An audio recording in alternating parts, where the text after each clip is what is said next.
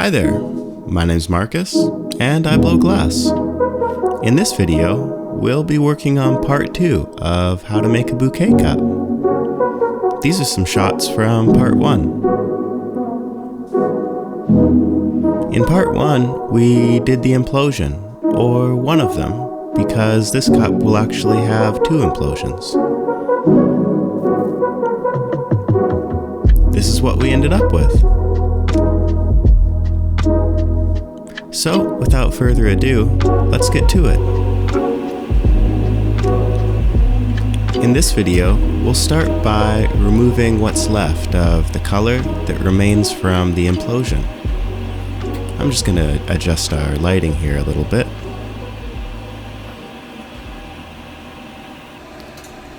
So, we'll heat up the back of our implosion and get ourselves a rod. We're just going to warm up this leftover color and whisk it off.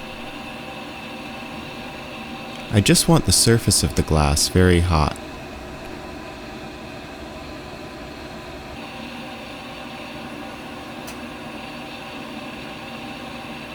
So I'm just really putting a lot of heat into the surface very fast, and as soon as I feel like I have enough, I'm going to bring that rod on there and pull off some of that color. And I'm always pulling my color to the center so that I end up with a nice termination on my flower. Just like that. Now you can also use tweezers. They work pretty well to pull this color off.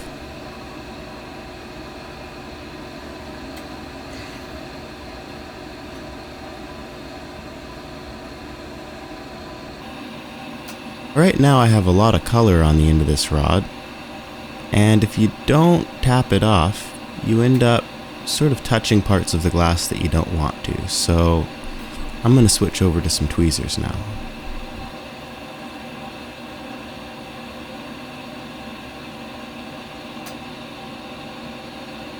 I'm just going to grab the center and pull off the remaining color.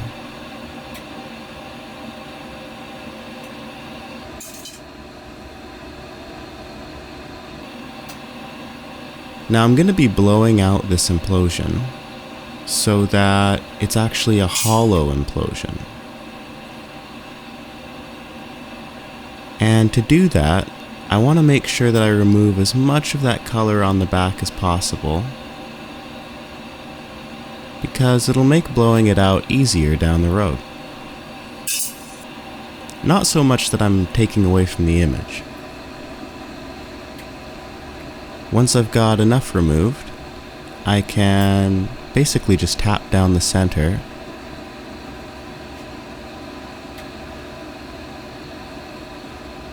and I like to use an opaque color just to put a dot right on where everything terminates. This gives me a nice refined finished look.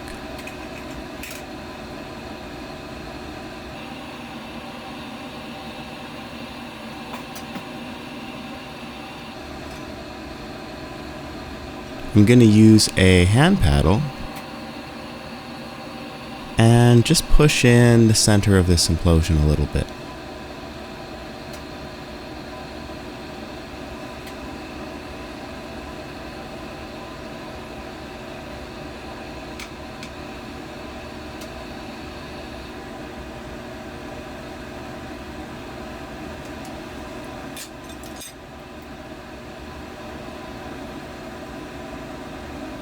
Next, I'm going to use a rounded piece of graphite to try and further push in the tip of this implosion.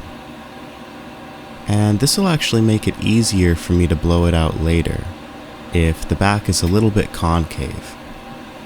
It gives that air a little bit of space to kind of center itself. You'll see later in the video.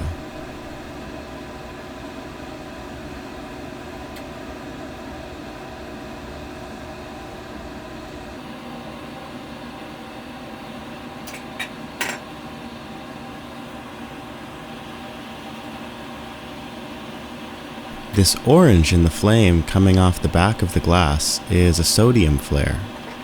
And this is because I forgot to put my didymium filter on my camera. So that was a bit of an oopsie. But it is super pretty. You can see it's less pronounced on this camera. Next, I'm just rotating the edges of the glass on the marver to make sure it's nice and even. And here, we're going to get ourselves a tube and condense it down a little bit. This is just some scrap glass that I'm using. But you could use really any piece of tubing that is around the same diameter as the tubing that you did the implosion with.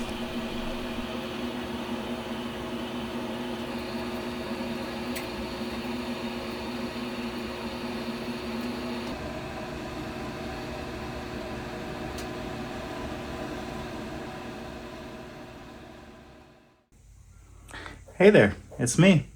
I hope you're enjoying the video. If you are, and you're still here, consider subscribing, because I'm going to make a bunch more. Also, if you want to support the channel, I've started a Patreon because I do all this editing and filming and, it takes time. So if you want to support, that'd be amazing. Also, I'm giving away the piece that I'm making in this video. Oh, got it right here. Hey, look at that. So I'm giving away this guy through the YouTube and the Patreon. So keep an eye out for that video.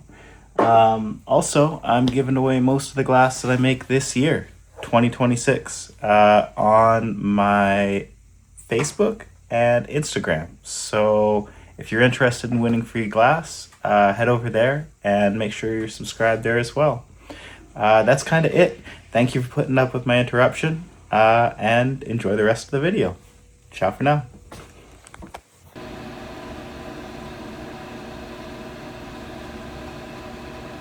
Sometimes when I have an uneven bit of tubing, I will marver it and use my jacks at the same time to clean it up.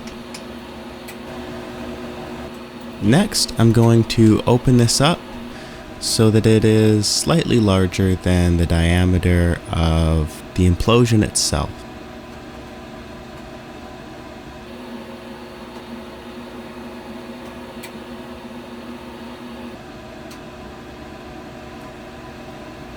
So here I'm starting to flare it open.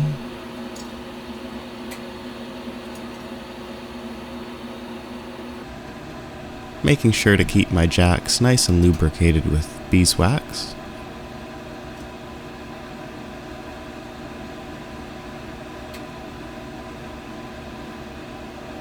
And I'll flare it a little bit more. I'm going to test to make sure that it's the right diameter. I want to make sure that it's larger than any of that color on the back because we're going to use it to blow out that implosion. It's not quite large enough, so I'm going to open it up a bit more.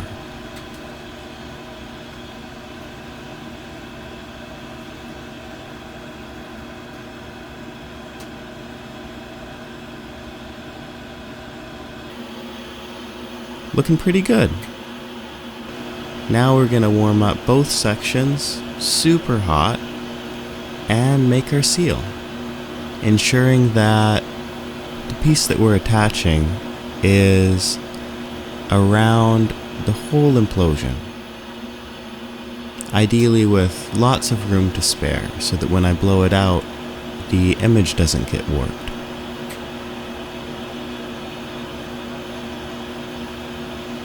I'm adding a small amount of air just to make sure I have a nice seal. And now I'm going to work on separating that original tube. So I'm focusing all of my heat just past the top of my implosion on my left hand side. While I'm doing this, I'm allowing the right hand side to cool. So we're going to blow that out super thin and then go back into the flame and do a flame cut. So I'm heating up a thin band and pulling that out and blowing one more time. We want that glass super thin so it pops out real easy. And now we're heating it up and just letting it separate. If you don't get it the first time, don't get too frustrated. Just keep on practicing. I figured it'd be fun to pop some holes in this bit of scrap glass. It's always good to have fun in the studio.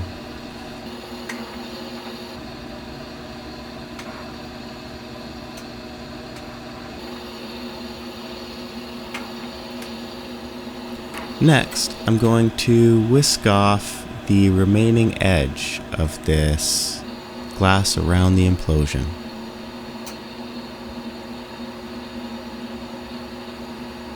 And the purpose of this is basically just to make the final piece that I'm blowing out a little more even. I really want the focus to be on the flower and not so much on the clear glass around it, so we can take some of that off.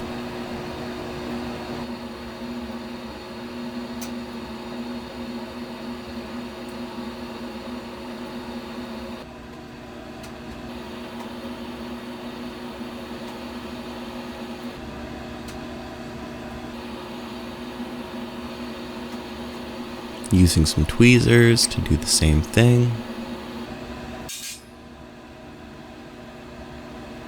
And you really only want to heat up what you're trying to remove.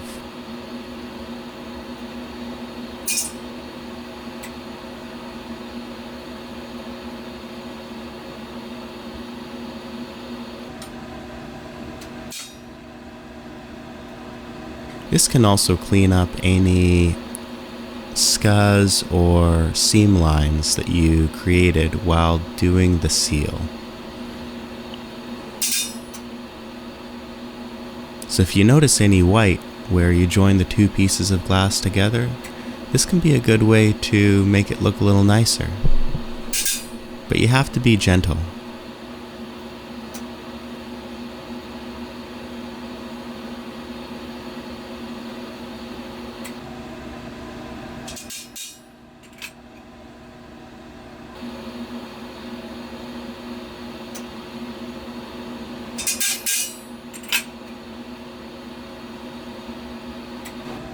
Using a rod to just finish up the job.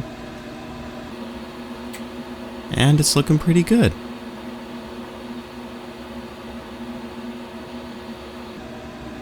Now my goal will be to soak a whole bunch of heat into the thick glass at the front of this piece. I want my implosion to be moving enough that I can actually blow air into this tube and have the implosion itself blow out. And throughout this process, you'll notice me bring my tube over to my marver pad and marver the sides. And this is both to achieve a nice even round shape and also to cool off the sides of the glass. So every time that I bring this up onto my graphite, I'm taking heat away from the sides and I'm being sure not to touch the tip of my glass on the graphite because I really want all that heat in the tip. If you notice that it's becoming hard to control, you can just bring it back to the graphite and rotate it a few more times there on the side wall of the tube.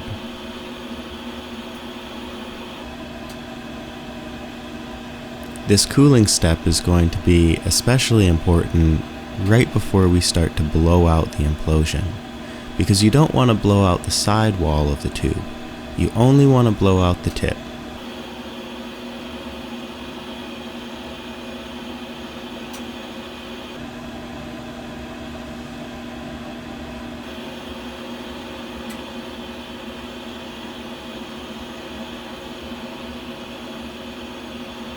Now, one thing you have to consider while doing this is not blowing so much air in that you distort the image.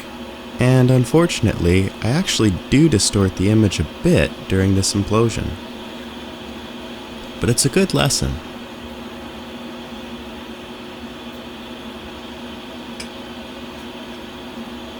So I'm adding air now while I'm rotating on the marver to keep the side walls cool and try and blow out the tip.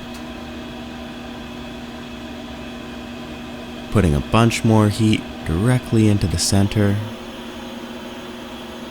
slowing down my rotation so that that heat has plenty of time to soak into the glass. And I've edited this process to be a lot quicker than it actually is.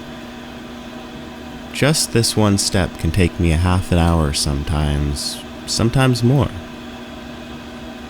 If that glass is very thick and I'm trying to control the heat on the sides without warping the image, this can take me quite a long time to do, so don't get discouraged.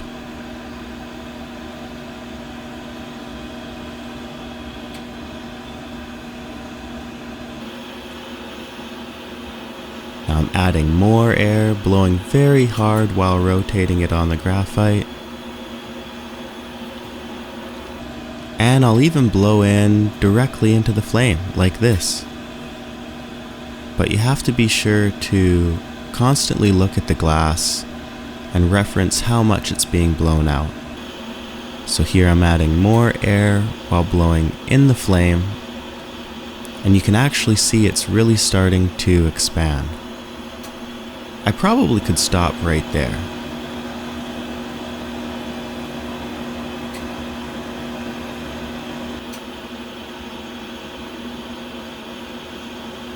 But I decide to add more air and start to warp the image.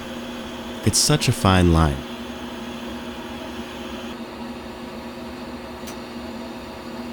And this is what we've ended up with. It still looks really good.